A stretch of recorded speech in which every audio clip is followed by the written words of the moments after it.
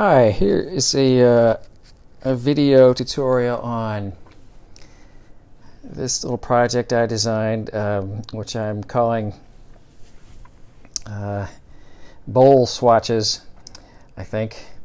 I did a video previously and was going to try to show a little bit of the sequence for some of the ones, but I was having too much fun painting and didn't feel like recording. Anyways, I am going to do some more, and I'll do a different example. I'm going to show you that. But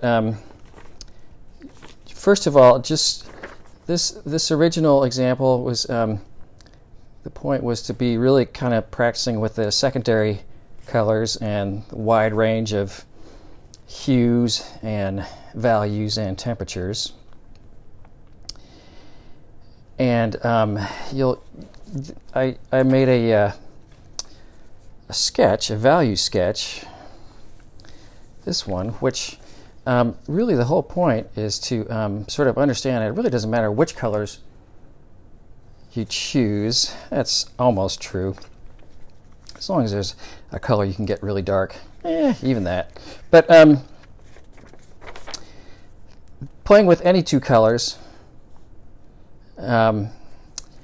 is a great way of sort of practicing this idea, and this is sort of basically playing with the idea of a bowl and particular and very common lighting scenario. So what I'm going to do is I was playing with a couple new colors because, you know, I can never be playing with enough colors. In this particular example, it is a nickel azo. These are both core watercolors, which are fun, and this top one is nickel azo yellow, and this bottom one is quinacridone magenta.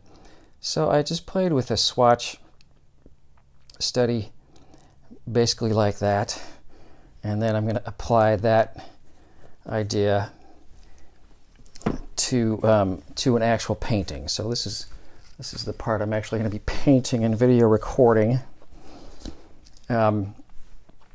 So first of all, I think I shall, and if I'm not using my regular palette, I'm just using, I have each color in a little a little paper bowl. So kind of the main idea, it's a little simplified, but one of the main ideas is that I like to, especially if I'm playing with the idea of really emphasizing form, and I'm doing more of an idea where I'm starting with the lit side of an object, starting with something like this, and then as it keeps turning away from the light, moving sort of in a diagonal way to where the value is getting darker, the hue is changing, and the temperature is getting cooler as well. It's a cooler version of a color. But all that being said, I'm going to just sort of give a little go here and show you how I would go about doing something from the get-go. I think I'll just start out with some nickel azo yellow and scooch you over there and just sort of paint in this shape with my nickel azo yellow.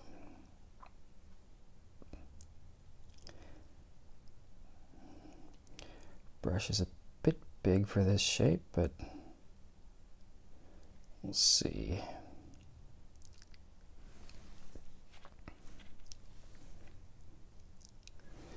Yeah, I am going to get,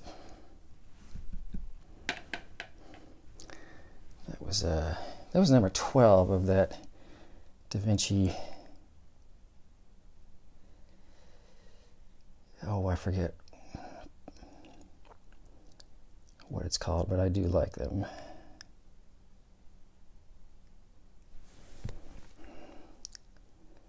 So that's the idea for that one.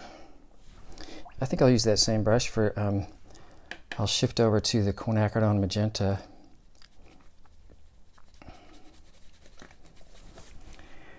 So even though, you know, it's the value is going to get really quite dark. That was silly of me. Over here on the magenta side, I'm still gonna start out relatively light. I might start a little bit with a little bit more concentrated color than I usually would if I was just doing a swatch study, but this is taking that swatch study and applying it.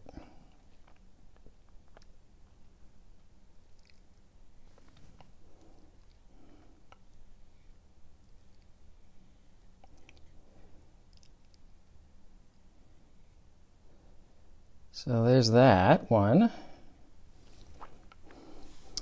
And now I already have some versions of the mixed colors, and they're making really, really nice mixes. That one is a little, let's see. I'll water it about that much. And actually now, I kind of do want that larger brush.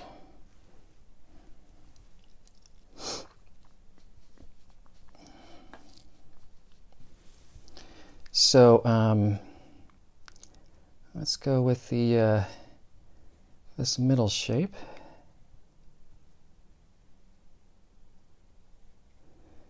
And I'm doing this like I do pretty much all my swatches or shapes, and then I'm making sure to tilt my board and have gravity help mix everything.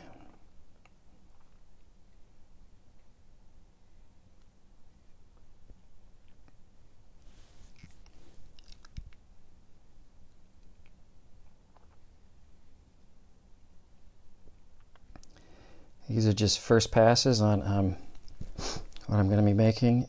This color right here is definitely pooling. If it was 140 pound paper and I left it like that, I know it would make it bloom as it dried. Because it's 300 pound paper, it probably wouldn't, but I'm just going to soak that up and get rid of it just to be on the safe side. Let me see. So there's that middle one. Now I'm just gonna it might not be quite enough of a mix, but that's the beauty of starting off light like this. Now let me go in the sort of in between this one and this one. So I will bring a little bit of that nickel azo yellow over to the quinacridone magenta.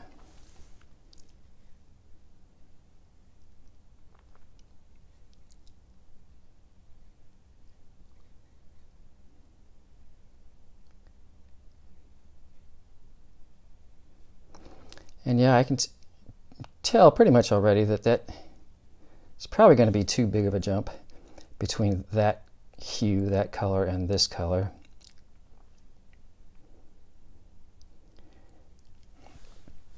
That's to say that this color isn't really in the middle of this and this, but it's a little bit too much yellow. But it was a nice wash, and I know I can adjust. I intend from the beginning to be adjusting these, so I'm not going to worry about that.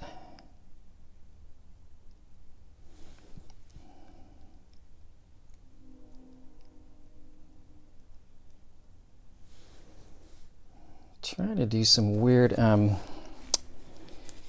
angled brush work. This is a perplexing situation. If I sponge everything out, it's gonna mess up that shape too, which is really fine. So here's an idea. I'm gonna go into this shape. I'm gonna I could let that dry and then try to scrub it out where I goofed with the brush.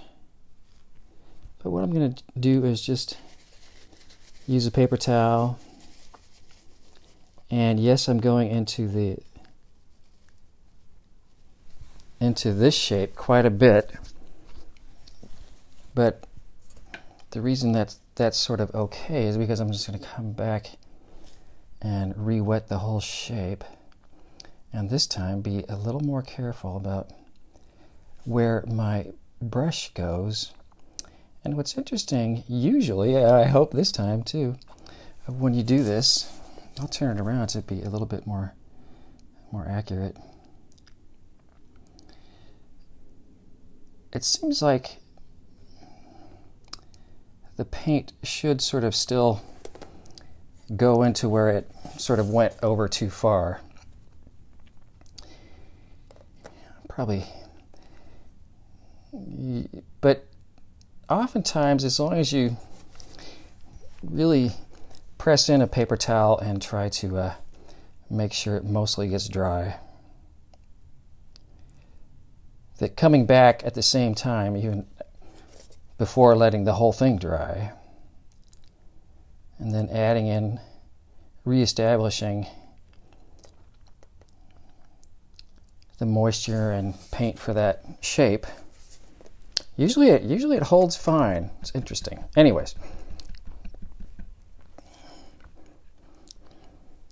I am now going to mix something that's mostly azo yellow, but a little bit of the